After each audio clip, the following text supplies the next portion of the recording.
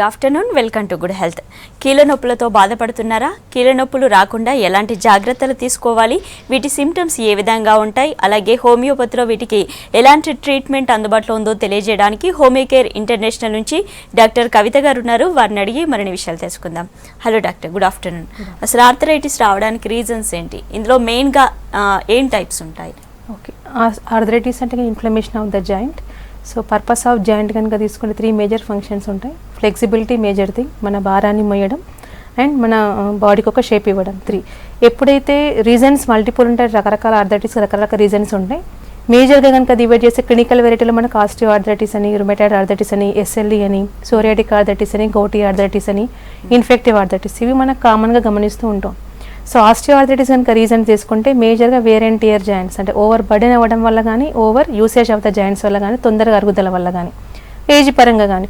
Reason any deficiencies వల్ల కావచ్చు, లేకపోతే అరుగుదల మేజర్ ఇష్యూ డిజనరేటివ్ చేంజెస్ వల్ల వచ్చే ఛాన్సెస్ ఉంటాయి.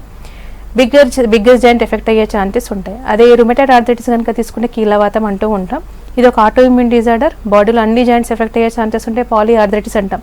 చిన్న కీళ్ళు పెద్ద కీళ్ళు సిమెట్రికల్గా ఎఫెక్ట్ అయ్యే అవకాశాలు ఎక్కువగా ఉంటూ ఉంటాయి. Compare to osteoarthritis, R is dangerous, not even జాయింట్స్తో పాటు ఇంటర్నల్ ఆర్గాన్ కూడా డ్యామేజ్ అయ్యే ఛాన్సెస్ ఉంటాయి. వేరే సోరియాటిక్ ఆర్థరైటిస్ కనుక తీసుకుంటే ఇది కూడా 1 type of degenerative due to డెఫిషియన్సీనే. అండ్ పాస్టిస్ట్ కనుక తీసుకుంటే స్కిన్ ఇన్ఫెక్షన్ ఉంటాయి, అంటే సోరియాసిస్ ఉండే ఛాన్సెస్ ఎక్కువగా ఉంటాయి.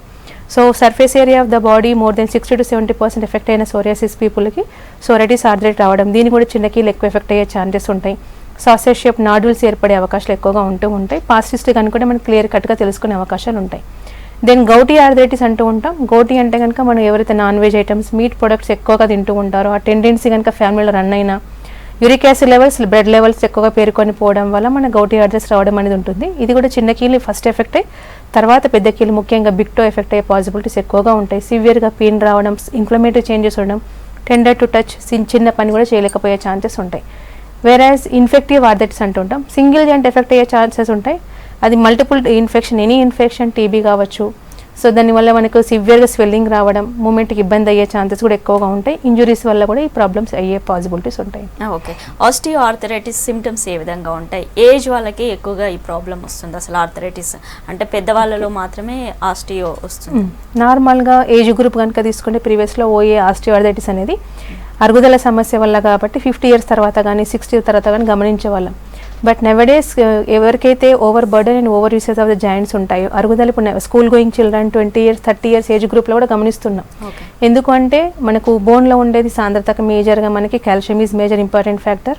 డ్యూ టు డెఫిషియన్సీ వల్ల కావచ్చు, క్వాలిటీ ఆఫ్ ఫుడ్ తీసుకోకపోవడం వల్ల కావచ్చు, ఎనీ కాల్షియం మెటబాలిక్ డిజార్డర్ వల్ల కూడా కావచ్చు, అంటే థైరాయిడ్ వల్ల కావచ్చు, డయాబెటీస్ వల్ల కూడా డిస్టర్బెన్సెస్ అవ్వడం వల్ల, అండ్ ఓవర్ బర్డెన్ అవ్వడం వల్ల కీళ్ళు అనేది, అంటే over burden in the sense మనం వెయిట్ ఎక్కువ ఉన్నా లేకపోతే ఎక్కువ బరువు మోయడం వల్ల కూడా బై ప్రొఫెషన్ ఆల్సో మనకి ఇలాంటి సమస్యలు ఎర్లీగా గమనించడం అనేది జరుగుతుంది.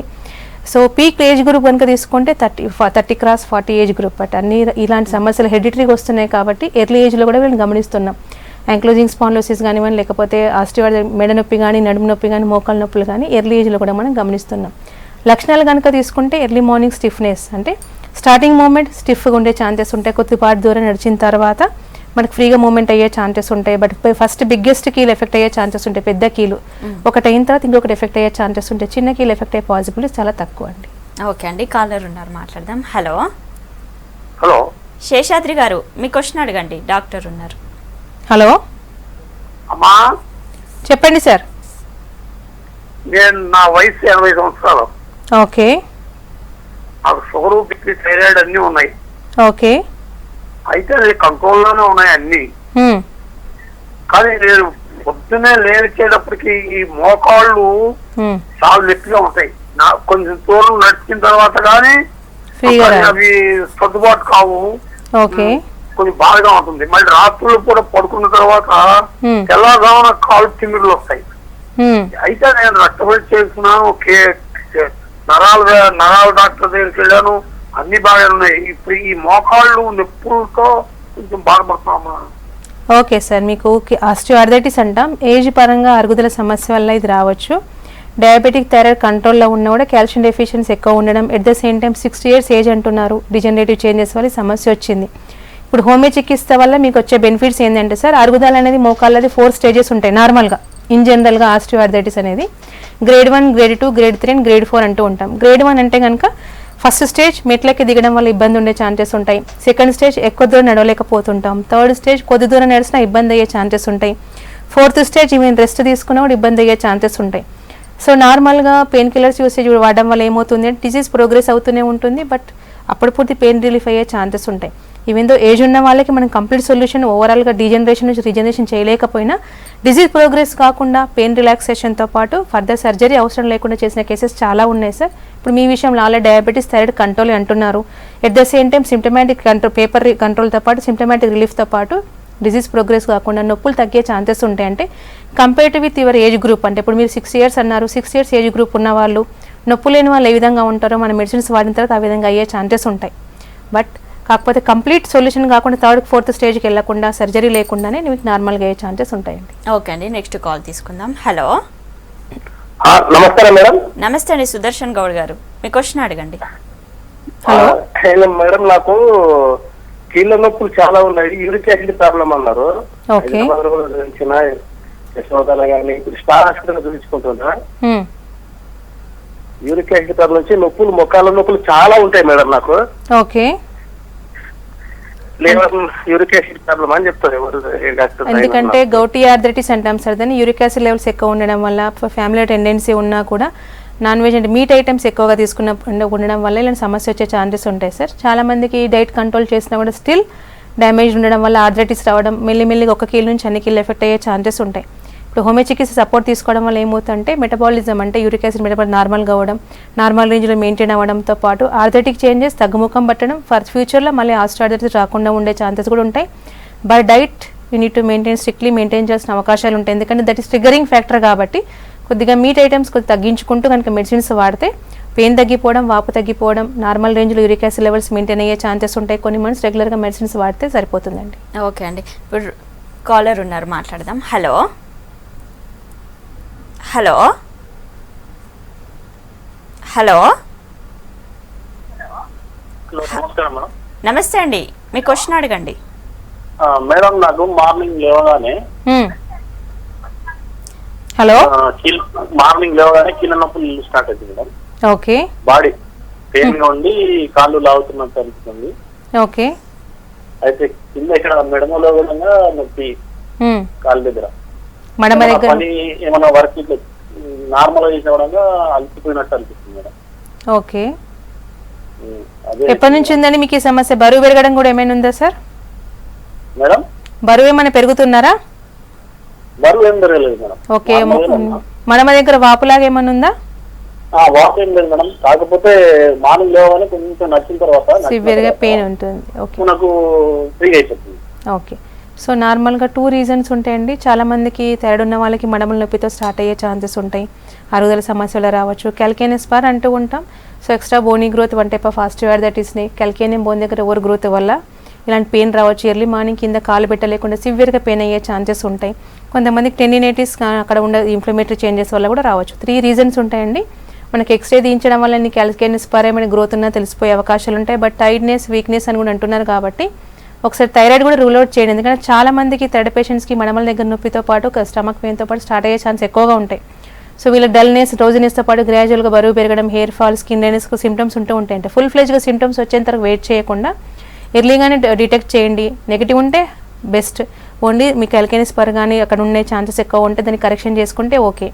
2 ఉంటే కనుక 2 కనుక చికిత్స తీసుకుంటేనే ఓవరాల్గా కరెక్షన్ అయ్యే ఛాన్సెస్ ఉంటాయి సార్. ఓకే అండి, వరంగల్ నుండి కాలర్ ఉన్నారు. హలో, హలో, చెప్పండి madam. Good afternoon. Good afternoon sir, చెప్పండి. హలో, చెప్పండి సార్. రాములు గారు, ప్రాబ్లం చెప్పండి. ఏం లేదండి, నాకు కొద్దిగా మోకాళ్ళ నొప్పులండి. ఓకే, మీ వయసు ఎంత అండి? నాకు 60 years ఉంటాయండి. ఎప్పటి నుంచి ఉంది సమస్య మీకు? 60 అండి, 60. ఓకే, ఇబ్బంది ఎప్పటి నుంచి ఉంది మీకు మోకాళ్ళ నొప్పులు అనేటివి? ఒక 3 years నుంచి ఉన్నాయండి. ఓకే, మెడిసిన్స్ వాడుతున్నారా మరి? ఇక అప్పుడప్పుడు చిన్నగా డాక్టర్ల దగ్గర చూపించుకొని వాడుతున్నామండి. ఓకే, 2 ఇబ్బంది ఉన్నాయండి? 2 మోకాళ్ళు మేడం. ఓకే, పర్లేదు సార్. మన దగ్గర ఏంటంటే అరుగుదల సమస్యల వల్ల వచ్చిన సమస్య ఆస్టియోఆర్థరైటిస్ అంటూ ఉంటాం. 60 years ఏజ్ వల్ల సో టు కాల్షియం డెఫిషియన్సీ కావచ్చు, ఏజ్ పరంగా కూడా కావచ్చు, ఓవర్ వెయిట్ వల్ల కూడా కావచ్చు, ఎనీ రీజన్. సో ఇందాక చెప్పినట్టు గ్రేడేషన్ వైజ్గా పెరగకుండా పెరుగుదలను ఆపుతూ కంట్రోల్ చేస్తూ పెయిన్ తగ్గిపోయే అవకాశాలు ఉంటాయండి. ఒకసారి previous history of X-ray reports అంటే ఎంతవరకు అరుగుదల ఉందో మనం తెలుసుకోవాలి. స్టేజ్ వైజ్గా 1, 2, 3 అయితే కనుక మంచి కంట్రోల్ అయ్యే పాసిబిలిటీస్ ఎక్కువగా ఉంటాయి మన హోమియో చికిత్సలో. 4 అయితే టువర్డ్స్ సర్జికల్ స్టేజ్ ఉంటుందండి. ఆ లోపలే కనుక మనకు వస్తే కనుక ఆ స్టేజ్కి వెళ్లకుండా ఓవరాల్ కరెక్షన్ అయ్యే కేసెస్ చాలా ఉన్నాయండి. ఒకసారి recent report of X-ray and previous history of reports ఎలాంటి మందులు వాడినారు తీసుకొని నియరెస్ట్ హోమియో కేర్ బ్రాంచ్కి విజిట్ అవ్వండి. ఓకే అండి. రూమటైడ్ ఆర్థరైటిస్ ఉన్న వాళ్ళకి సిమ్టమ్స్ ఏ విధంగా తెలుస్తాయి? అదేవిధంగా రూమటైడ్ ఆర్థరైటిస్ ఉన్న వాళ్ళకి ఫర్దర్గా అది ఆర్థరైటిస్ కింద కన్వర్ట్ అయ్యే ఛాన్స్ ఏమైనా ఉందా? ఓకే. సో రుమటైడ్ ఆర్థరైటిస్ మనం పాలిఆర్థరైటిస్ అంటాం, కీళ్ళవాతం అంటూ ఉంటాం. ఇది సీరో పాజిటివ్ ఆర్థరైటిస్ కానీ సీరో నెగటివ్ ఆర్థరైటిస్ రూపంలో మనం గమనిస్తుంటాం. ఇనీషియల్ స్టేజ్ ఆఫ్ సిమ్టమ్స్ అంటే చిన్నపిల్లలు రావచ్చు, పెద్దవాళ్ళకి రావచ్చు. కొంతమందికి స్కిన్ సిమ్టమ్స్తో స్టార్ట్ కావచ్చు, కొంతమందికి ఐ ఇరిటేషన్స్తో స్టార్ట్ కావచ్చు, కొంతమందికి ఎలర్జీస్తో స్టార్ట్ కావచ్చు, కొంతమందికి సడన్గా అన్ని కీళ్ళు టోటల్ కీళ్ళు ఎఫెక్ట్ అయ్యే ఛాన్సెస్ ఉంటాయి. వాపుతోని కానివ్వండి, డిఫార్మిటీస్ని కానివ్వండి, రుమటైడ్ నాడ్యూల్స్ అంటూ ఉంటాం, సివియర్గా స్టిఫ్నెస్ ఉంటూ ఉంటాయి. సో సిమెట్రికల్గా ఎఫెక్ట్ అయ్యే ఛాన్సెస్ ఉంటాయి. బాడీకి ఒకవైపు ఎఫెక్ట్ అయితే ఇంకొక వైపు కంపల్సరీ ఎఫెక్ట్ అయ్యే ఛాన్సెస్ ఉంటాయి. అన్ని కీళ్ళు ఉండే అవకాశాలు ఎక్కువగా ఉంటూ ఉంటాయి.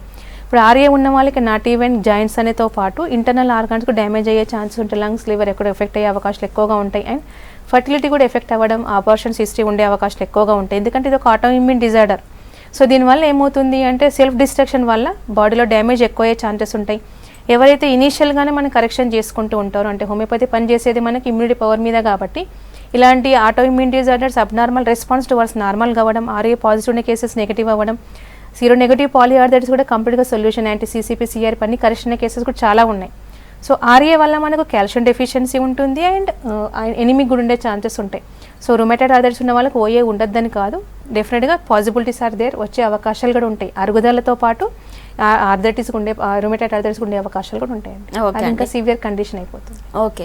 కొంతమందికి ఉదయాన్నే లేవగానే ఇందాక ఒక కాలర్ అడిగినట్టు వాళ్ళకి తిమ్మిర్లు వచ్చినట్టు రావడం, వేళ్ళు వంకర్లు పోయినట్టు అనిపించడం కాసేపు అట్లా ఉంటుంది.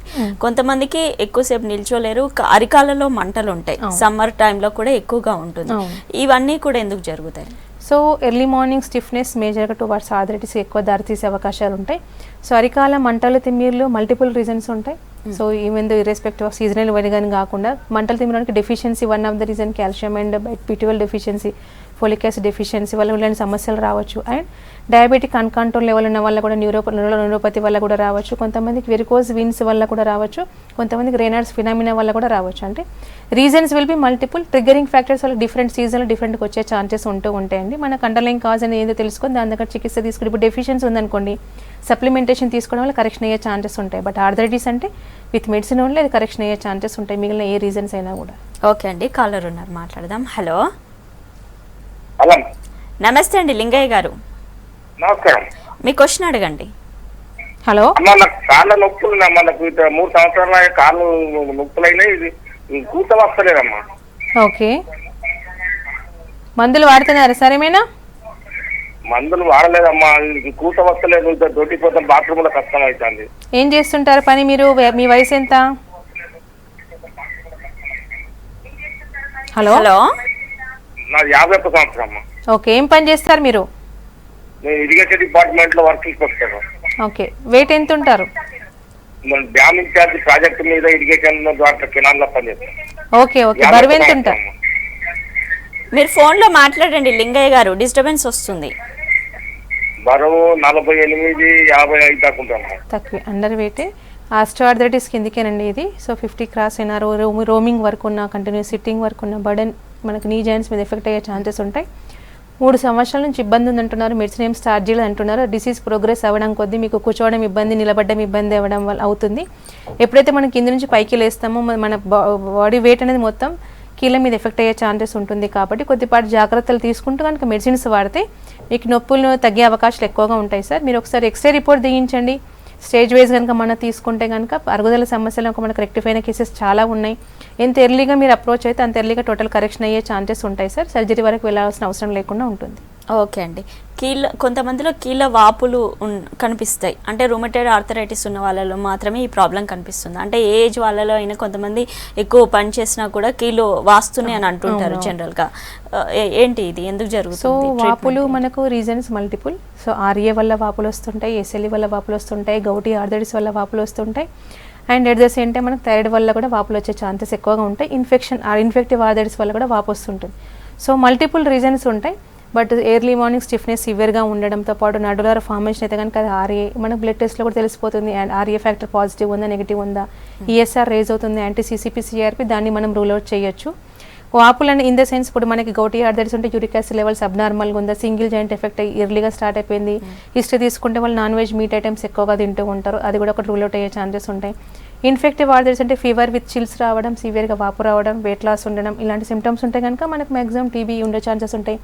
మనం పంక్చర్ చేసి కనుక తీసుకుంటే మనకు అది డిటెక్ట్ అయ్యే ఛాన్సెస్ ఎక్కువగా ఉంటాయి, పాజిటివ్స్ వచ్చే అవకాశాలు ఎక్కువగా ఉంటూ ఉంటాయి.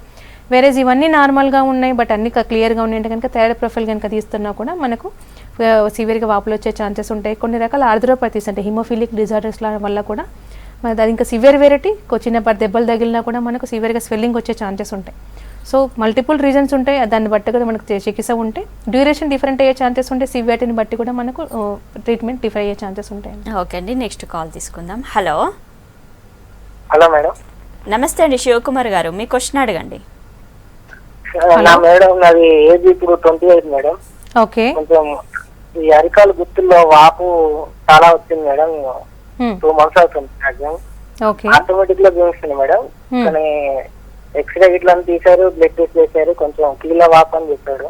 మెడిసిన్ వాడుతున్నాను కానీ ఇంకా రెస్పాన్స్ ఏం కనబడదు. ఓకే, కీళ్ళవాతం ఇన్ ద సెన్స్ టువర్డ్స్ ఆర్యనండి, మడమల వాపుతో స్టార్ట్ అయింది. మీకు ఫీవర్ రావడం, చిల్స్ రావడం కొంతమందికి ఉంటుంది. ఇప్పుడు ఈ 2 months నుంచి ఇబ్బంది అంటున్నారు కాబట్టి ఇప్పుడు కనుక హోమియో చికిత్స కనుక సపోర్ట్ తీసుకుంటే మీకు కంప్లీట్ సొల్యూషన్ ఉండే ఛాన్సెస్ ఉంటాయి. ఎందుకంటే మల్టిపుల్ జాయింట్స్ ఎఫెక్ట్ కాకుండా ఉండడం, అరుగుదల ఆగిపోవడం, వాపులు తగ్గిపోయి పెయిన్ రిలీఫ్ అయ్యే ఛాన్సెస్ కూడా ఉంటాయి. మీకు అందులో వచ్చిన రిపోర్ట్స్లో మనకి యాంటీ సిసిపి నెగిటివ్ అయ్యే ఛాన్సెస్ ఉంటాయి, ఆర్ఏ నెగిటివ్ కూడా ఉంటాయి. ఇంటర్నల్ ఆర్గాన్స్కు డ్యామేజ్ లేకుండా కరెక్షన్ అయ్యే ఛాన్సెస్ ఉంటాయి. యూఆర్ జస్ట్ 28 years కూడా కాబట్టి ఫ్యూచర్లో ఎలాంటి ఇబ్బందులు లేకుండా, సో ఫర్టిలిటీకి ఎలాంటి ఎఫెక్ట్ లేకుండా కూడా మెడిసిన్ ఎఫెక్ట్ అయ్యే ఛాన్సెస్ ఉంటాయని మన మెడిసిన్ దగ్గర ది బెస్ట్ ఉన్నాయి. ఎందుకంటే హోమియోపతి పనిచేసేది మీకు ఇమ్యూనిటీ పవర్ మీద కాబట్టి ఇలాంటి కీళ్ళవాతం టైప్ కానీ ఎస్ఎల్ టైప్ కానీ డిజీజెస్ మంచి సొల్యూషన్స్ ఉన్నాయి.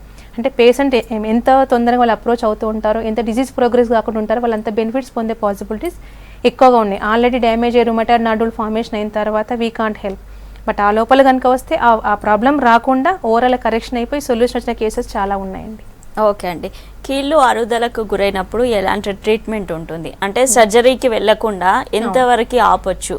అంటే గ్రేడ్స్ ఉంటాయి అని మీరు ఇందాక అన్నారు, ఏ గ్రేడ్లో ఉన్నప్పుడు అసలు ట్రీట్మెంట్ స్టార్ట్ చేయాలి? ఓకే, సో చాలా మందికి ఏంటంటే ఇప్పుడు గ్రేడ్ 1, 2, 3, 4 స్టేజెస్ ఉంటాయి. అరుగుదల సమస్యలు కనుక తీసుకుంటే మోకాళ్ళు అయితే 1, 2, 3 స్టేజ్ మనకు మ్యాక్సిమం నాన్ సర్జికల్ కేసెస్తో కరెక్షన్ అయిన కేసెస్ ఉన్నాయి. ఎందుకంటే మనం ఇచ్చే మెడిసిన్స్ విధానం పెయిన్ కిల్లర్స్ రూపంలో ఉండవు కాబట్టి ఇన్స్టెంట్ రిలీఫ్ అనేది కాకుండా గ్రాడ్యువల్గా లోపల అరుగుదలను కరెక్షన్ చేస్తూ డిజీజ్ ప్రోగ్రెస్ కాకుండా కంట్రోల్ చేసి కరెక్షన్ అయ్యే కేసెస్ ఎక్కువగా ఉంటాయి.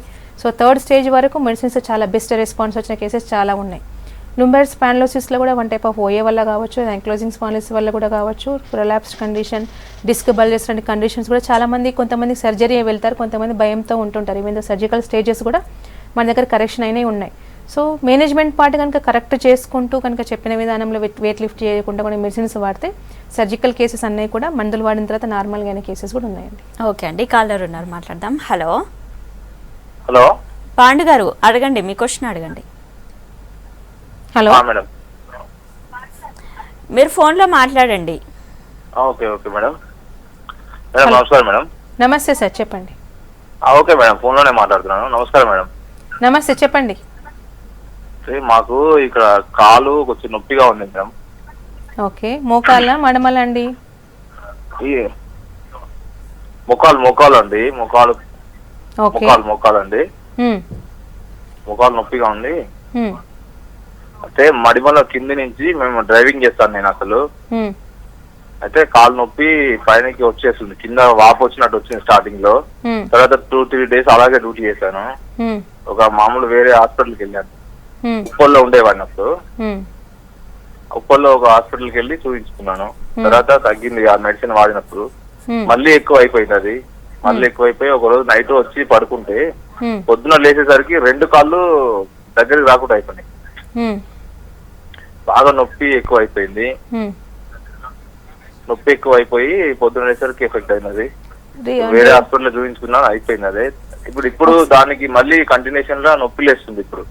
ఓకే, ఒకసారి అది చిన్న వాపులాగా ఏమైనా ఉన్నాయండి? వెరికోజ్ వీన్స్ లాగా ఏమైనా ఉన్నాయా? ఒకసారి డాప్లర్ టెస్ట్ కూడా చేయించండి. ఎందుకంటే సో వెరికోసిటీ ఉన్న వాళ్ళకు కూడా మడమల దగ్గర నుంచి మోకాల వరకు వెనుక సివియర్గా వాపు రావడం, సివియర్గా నైట్ టైం ఎక్కువ నొప్పి లేవడం, స్వెల్లింగ్ అయ్యే ఛాన్సెస్ ఉంటాయి. కాళ్ళ కింద 2 దిండ్లు కానీ పెట్టుకొని ఉంటే కనుక స్టాగ్నెన్స్ తగ్గిపోయే ఛాన్సెస్ ఉంటాయి. డీవీటీ అంటూ ఉంటాం. డీప్ వీనర్ థ్రాంబోసిస్ ఏమైనా ఉన్నా కూడా ఇలాంటి సమస్యలు ఎక్కువ కావచ్చు. అక్కడ వరకు వెళ్తే కనుక సర్జికల్ కేస్, అక్కడి వరకు వెళ్ళకుంటే బ్లడ్ థిన్నింగ్ నార్మల్ కావడం, వెరికోస్ వెయిన్స్ కరెక్షన్ అవ్వడం, స్టాకింగ్స్ అనేది యూస్ చేసుకుంటూ కనుక మెడిసిన్స్ వాడితే మీకు ఓవరాల్ కరెక్షన్ అయ్యే ఛాన్సెస్ ఉంటాయి సార్. మీకు ప్రీవియస్ హిస్టరీ ఆఫ్ రిపోర్ట్స్ అన్నారు అండ్ మెడిసిన్స్ అన్నారు.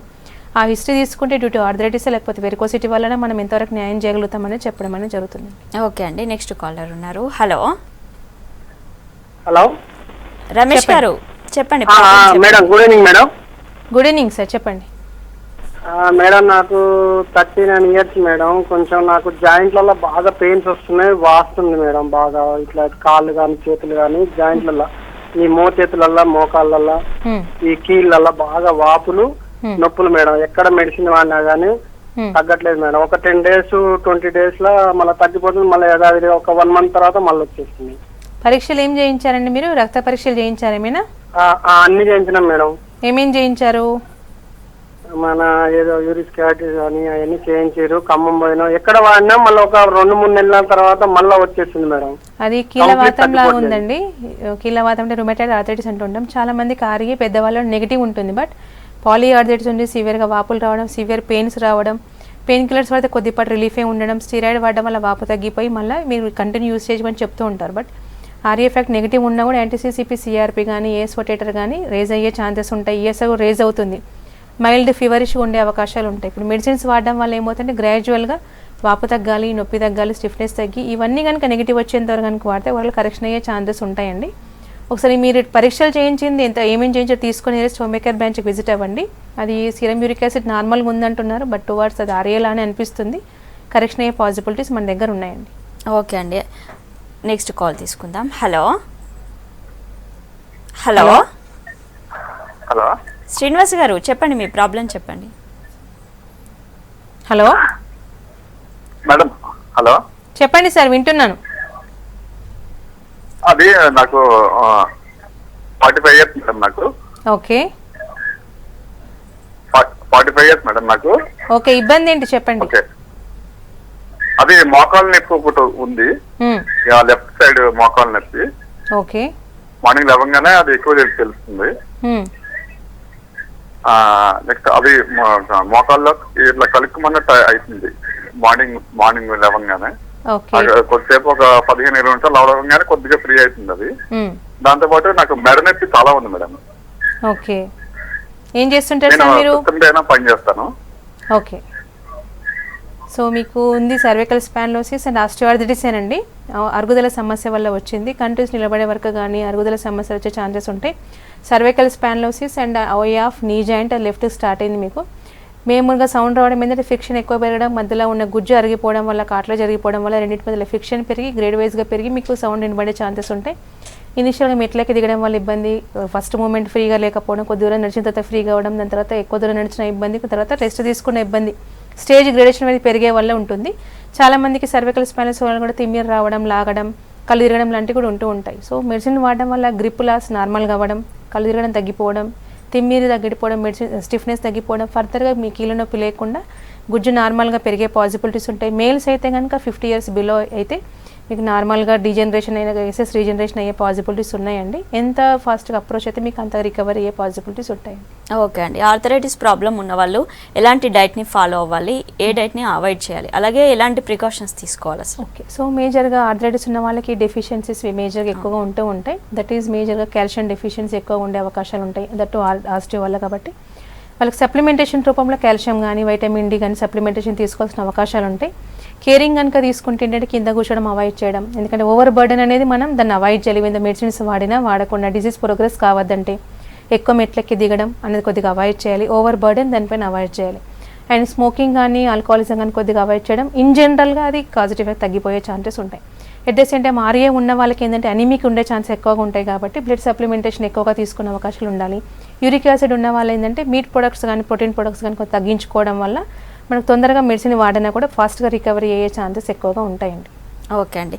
కాంప్లికేషన్స్ ఏమొస్తాయి అసలు ఆర్థరైటిస్ ప్రాబ్లం ఉన్న వాళ్ళలో ఎక్కువగా? ఓకే, సో ఆస్టియోఆర్థరైటిస్ కనుక తీసుకుంటే మనకు గ్రేడేషన్ వైజ్గా పెరిగి టువర్డ్స్ సర్జికల్కి వెళ్ళాల్సిన అవకాశాలు ఉంటాయి. అది మెడ అయితే అప్ టు నర్వ్ వరకు వెళ్ళే అవకాశాలు ఉంటాయి. అంటే cervical spondylosis, lumbar spondylosis, disc prolapse, bulges, multiple level.